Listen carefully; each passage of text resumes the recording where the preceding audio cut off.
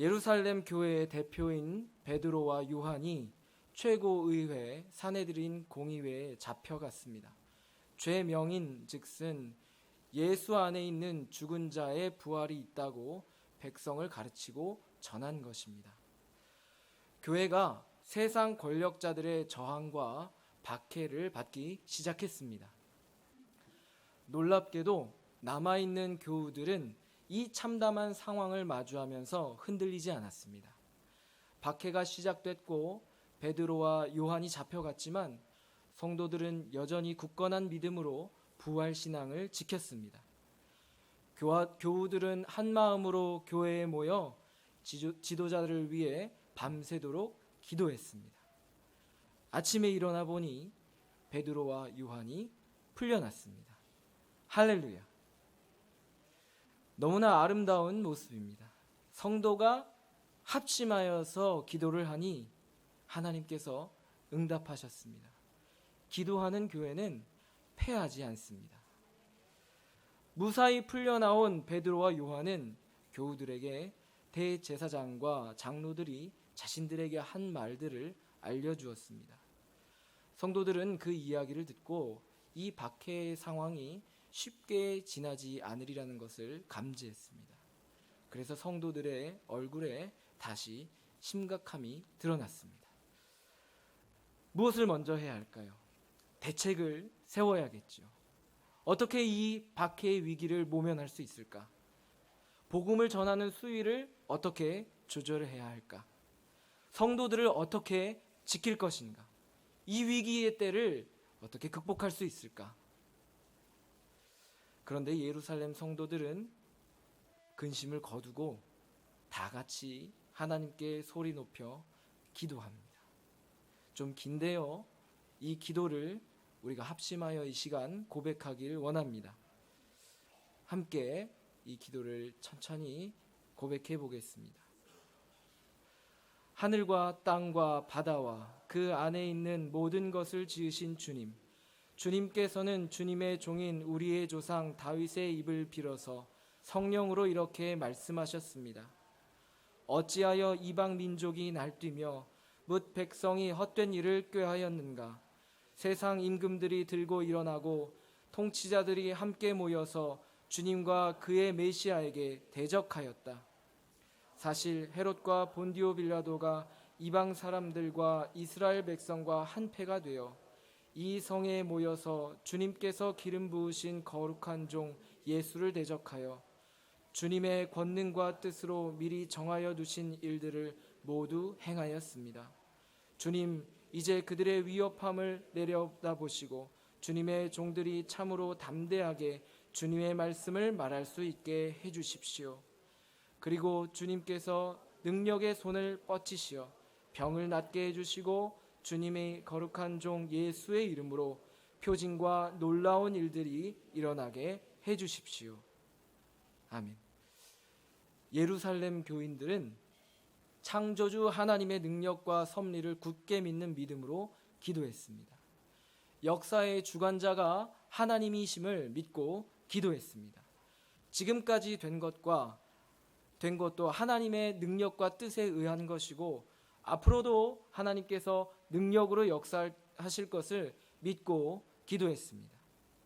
그리고 지도자들에게 담대함, 담력을 주실 것과 예수님의 이름으로 기적을 행할 능력을 달라고 간구했습니다. 이 기도는 자신의 안일이나 또한 영달, 개인의 물질적 축복을 위한 기도가 아니었습니다. 어디까지나 교회를 위하고 지도자들을 위하고 하나님의 영광을 위한 기도였습니다. 이 기도는 곧 응답받았습니다. 박해로 인하여 주춤할 수밖에 없는 예루살렘 교회는 기도운동, 성령운동 등을 통하여서 다시 도약했습니다. 교회는 결코 일직선으로 갈 수 없습니다. 왜냐하면 악마도 살아서 끊임없이 방해 공작을 일삼기 때문입니다. 교회의 발전은 언제나 제동이 걸릴 수밖에 없습니다. 그래도 교회는 하나님을 의지하고 합심하고 성령을 의지하여서 담대함을 가져야 합니다. 우리 참된 교회는 성도가 합심하여 기도할 때 하나님께서 어떻게 역사하셨는지를 봤습니다. 지금까지 기쁨의 소식이 많이 있었습니다. 문제를 해결하시는 하나님을 경험했습니다. 그리고 이제 다 끝났다 생각했습니다. 그런데 또 다른 일들이 계속될 것이라는 소식을 듣습니다. 우리는 어떻게 해야겠습니까? 합심해서 기도해야 합니다. 지금까지 우리의 앞에 펼쳐진 일들, 그리고 앞으로 다가올 일들이 모두 하나님의 뜻과 능력 아래 있다는 것을 믿어야 합니다. 교회를 이끌어가는 담임 목사님과 당회원, 그리고 교육자들을 위해 기도해야 합니다. 예수님의 이름으로 교회가 당면한 싸움을 이겨낼 능력을 달라고 기도해야 합니다. 교회의 지도자를 통하여서 하나님의 기적이 일어나도록 기도해야 합니다. 이러한 기도는 교회의 모든 모임에도 동일합니다. 하나님께서 우리 교회의 모든 모임마다 이끌어 가실 것을 믿어야 합니다. 각 부서와 위원회와 선교회 그리고 구역 그 모든 모임의 지도자들에게 어떤 어려움 속에서도 성령을 의지하고 예수님의 이름으로 승리할 수 있도록 기도해야 합니다. 우리 가정도 그렇습니다. 가정을 이끌어가는 가장과 부부가 어떤 어려움 속에서도 예수님의 이름으로 승리할 수 있도록 기도해야 합니다. 하루에도 12번씩 다가오는 어려움을 인간의 지혜로는 다 감당하기가 어렵습니다. 하나님께서 이 가정을 무너뜨리려는 무지막지한 사단의 공격을, 악한 세력을 감당해낼 수 있도록 지혜달라고, 지켜달라고 기도해야 합니다. 가족이 다 모여서 합심하는 가정은 실패하지 않습니다. 패하지 않습니다. 반드시 승리할 줄 믿습니다. 우리가 오늘 이러한 초대교회의 기도를 만날 수 있는 것이 얼마나 감사한지 모릅니다. 신앙의 선조들이 남겨준 이 기도를 붙들고 기도할 때 우리는 확신을 갖고 기도할 수 있습니다. 하나님이 응답하실 줄 믿고 기도할 수 있습니다. 이렇게 말씀을 붙들고 기도하는 것이 참으로 귀한 신앙의 유산입니다. 사실 이 기도 안에는 우리가 이 말씀을 붙들듯 이 초대교회들이 붙들었던 또 하나의 기도가 있습니다. 바로 시편 2편의 내용입니다. 하나님께서 다윗의 입을 통하여서 하신 말씀입니다. 우리 한번 읽어보겠습니다. 같이 읽어보겠습니다. 어찌하여 이방 민족이 날뛰며 뭇 백성이 헛된 일을 꾀하였는가. 세상 임금들이 들고 일어나고 통치자들이 함께 모여서 주님과 그의 메시아에게 대적하였다. 아멘. 시편 2편은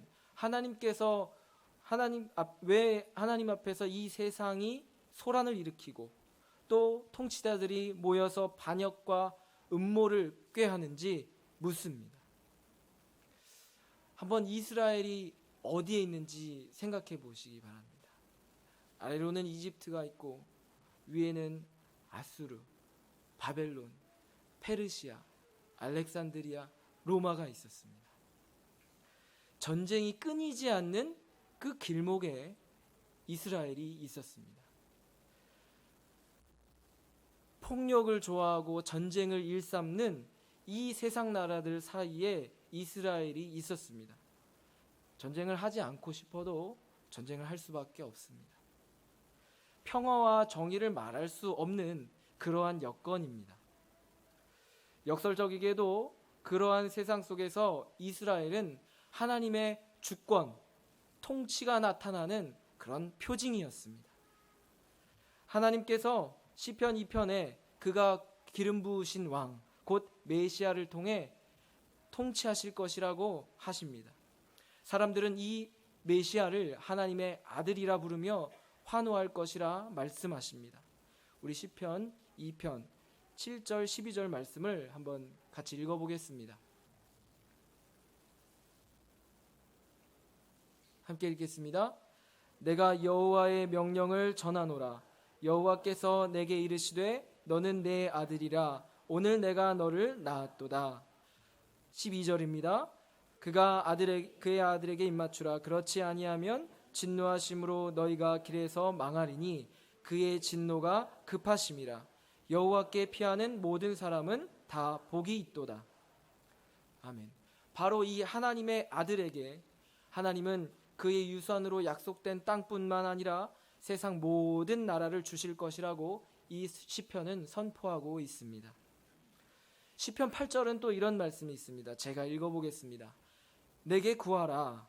내가 이방 나라를 내 유업으로 주리니 내 소유가 땅끝까지 이르리로다. 교회가 어려움에 둘러싸여 있고 문제가 파도가 몰아치듯이 연이어 몰아치고 있을 때 우리는 질문할 수 있습니다. 하나님, 왜 이런 어려움을 허락하시나요? 오늘 말씀은 우리가 얻을 수 있는 대답을 줍니다. 그 고난의 자리는 하나님의 통치를 나타낼 수 있는, 하나님의 정의와 평화와 세상의 평화를 세상에 나타낼 수 있는 그 표징이다. 하나님의 아들 예수 그리스도께서 왕이 되셔서 통치하실 자리다. 우리의 가정과 일터도 그렇습니다. 우리의 가정과 일터에 왜 이런 어려움을 허락하시냐고 우리는 물을 수 있습니다. 오늘 말씀은 우리에게 대답해 줍니다. 그 고난의 자리는 하나님의 통치가 나타나고 예수 그리스도께서 왕이 되시는 자리다. 초대교회 성도들은 이 시편 2편으로 기도할 때 그저 그들이 마주한 세상에 어느 정도 맞아 들어가는 그런 말씀을 찾아낸 게 아닙니다. 그들은 메시아가 온 세상을 다스릴 하나님의 아들이라고 굳게 믿었습니다. 그래서 아주 분명한 말씀을 그들이 붙들었던 것입니다. 온 세상을 다스릴 하나님의 아들 예수 그리스도가 그들 안에는 깊이 새겨져 있었습니다. 당연히 그렇지 않겠습니까? 교회의 지도자들이 지금 잡혀가고 있고 그 칼날이 교회를 향하여서 다가오는데 이 절체절명의 위기 속에서 이들은 확고한 믿음으로 분명하게 붙들 수 있는 말씀이 필요했습니다. 고난의 자리에서 하나님이 예수 그리스도를 통해 통치하신다. 우리 이것을 믿고 기도하자. 초대교회의 이 기도가 확신에 차 있는 이유는 그들의 어떤 신앙심이 다른 때보다 더 높아서가 아닙니다. 말씀에 붙들려 있기 때문입니다. 하나님의 말씀에 확고하게 뿌리를 내리고 있기 때문입니다. 우리는 살면서 신앙심이 늘 굳건하지는 않습니다. 그럴 때는 기도조차 쉽사리 나오지 않습니다. 그럴 때 이 신앙의 유산을 붙드십시오. 우리는 삶에서 다양한 싸움을 합니다. 초대교회 상황처럼 공권력과의 싸움이 있을 때가 있고 시대의 영과 또 어떤 단체와 싸울 때가 있습니다. 또 모임에서 암묵적인 분위기와 싸울 때가 있고 때로는 무례하게 말하는 사람 앞에서 복음을 전해야 하는 상황도 있습니다. 또 그 싸움은 내면적인 것일 수도 있습니다. 예를 들면 내가 정말로 하고 싶은 것, 말하거나 생각하고 싶은 것을 성경 본문과 실제로 달라서 내 관점이 잘못되었음을 깨닫고 다시 말씀 앞에 맞추어서 내 시각과 행동을 바꾸는 것, 이때가 있습니다. 어떤 종류의 싸움이든 이 싸움은 실제로 있습니다. 그것이 항상 어둠과의 싸움이라고 말할 수는 없겠습니다만 우리가 예수님에 대해 또 그 말씀에 대해 그리고 그 십자가가 부활에 대해 우리가 뭔가 나아가려고 할 때 마치 그 일을 방해하려는 세력이 언제나 옆에 있는 것처럼 느껴질 때가 있습니다. 이런 다양한 싸움은 내 신앙심에만 맡길 수가 없습니다. 이 신앙의 유산을 붙드시기 바랍니다. 다시 한번 우리 초대교회의 기도를 함께 고백해 보겠습니다. 함께 고백하겠습니다. 주님, 이제 그들의 위협을 내려다 보시고 주님의 종들이 참으로 담대하게 주님의 말씀을 말할 수 있게 해 주십시오. 그리고 주님께서 능력의 손을 뻗치시어 병을 낫게 해 주시고 주님의 거룩한 종 예수의 이름으로 표징과 놀라운 일들이 일어나게 해 주십시오. 우리가 드릴 기도는 주여 그들이 끔찍한 죽임을 당하게 해주십시오가 아닙니다. 제발 그들이 이렇게 우리를 괴롭히지 않도록 해주십시오가 아닙니다. 주여 이 박해가 끝나게 해주십시오도 아닙니다. 심지어 권력자들이 회심하여서 이런 일들이 잘못되었다는 것을 깨닫게 해주십시오도 아닙니다. 우리의 심정은, 또 우리의 신앙심은 때로 그렇게 말할 수 있습니다. 그런데 오늘 우리에게 전해지는 이 신앙의 유산은, 초대교회의 기도는 단순합니다. 이제 주여 그들의 위협으로부터 지켜주시고 우리로 하여금 계속 담대하게 말하게 하소서. 계속 강력하게 역사하여 주소서. 이제 막 가정 예배를 시작하려고 하는데 일터가 바빠지고 자녀가 아프고 홀로 앉아서 예배 드려야 하는 상황이 올 수도 있습니다. 새벽 예배를 나오려고 하는데 오는 길에 넘어져서 목발을 짚게 될 수도 있습니다. 결단 끝에 하나님이 주신 자리라고 믿고 교회 사역을 감당하기로 했는데 시작부터 어려움을 겪으실 수도 있습니다. 지금까지 고단한 나날들을 보내느라 애썼고 이제 좀 허리 펴고 어깨를 펴려고 하는데 다시 고난이 올 수도 있습니다. 우리가 무엇을 해야겠습니까? 합심하여 기도해야 합니다. 초대교회 기도 중에 이런 말씀이 있습니다. 27절에서 28절 말씀입니다.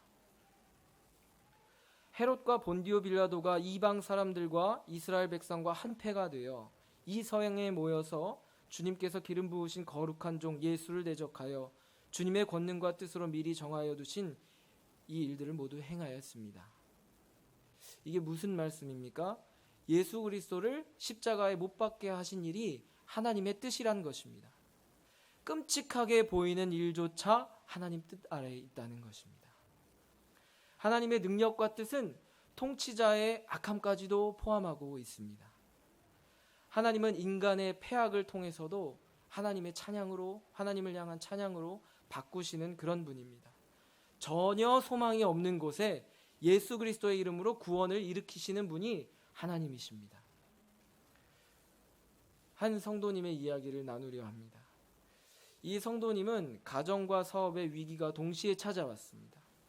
가정과 사업체를 회복하기 위해서 주일을 제외한 날들은 가정과 자녀를 돌보느라 바빴고 또 하루도 쉬지 않고 그렇게 3년을 보내야 했습니다. 이 성도님이 월요일부터 토요일까지 일하고 가정 돌보고 주일에는 교회 예배드리고 봉사하고 하면서 견딜 수 있었던 그 힘은 주일에 매일 새벽 예배 나와서 기도하고 또 주일에 봉사하는 것, 그것을 통해서 힘을 얻었습니다. 남들은 좀 쉬라고 할 텐데 예배와 봉사를 통하여서 힘을 얻어갔습니다. 오히려 그것이 감사했습니다. 그렇게 3년을 보내고 나니 하나님께서 은혜를 주셔서 가정과 사업체를 회복해 주셨습니다. 그래서 이제 하나님께서 주시는 평안 가운데 지내게 될 날들을 소망하며 있었습니다. 그런데 이번에 몸에 문제가 생겼습니다. 3년 동안 자기 몸을 돌볼 겨를이 없다 보니 암이 생겼습니다. 돌아보면 아팠던 기억이 있는데 그때는 자기 몸을 챙길 수 없었습니다. 가정과 사업체의 문제가 끝나고 나니까 건강의 문제가 찾아왔습니다. 낙심할 수 있었습니다. 그런데 이 성도님은 그렇게 고백하지 않으셨습니다. 오히려 지금 아픈 게 더 감사하다고 고백하셨습니다. 그때 아픈 것을 알았더라면 가정, 일터, 건강 모두 다 잃었을 것이라고 고백하셨습니다.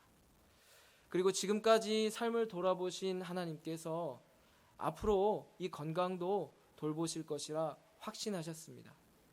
죽음의 문제가 두려워서 고쳐주십시오 하는 간청이 아니라 지금까지 모든 내 삶의 문제를 책임져 주신 하나님께서 이 문제도 변함없이 해결해 주실 것이라는 그 확신입니다.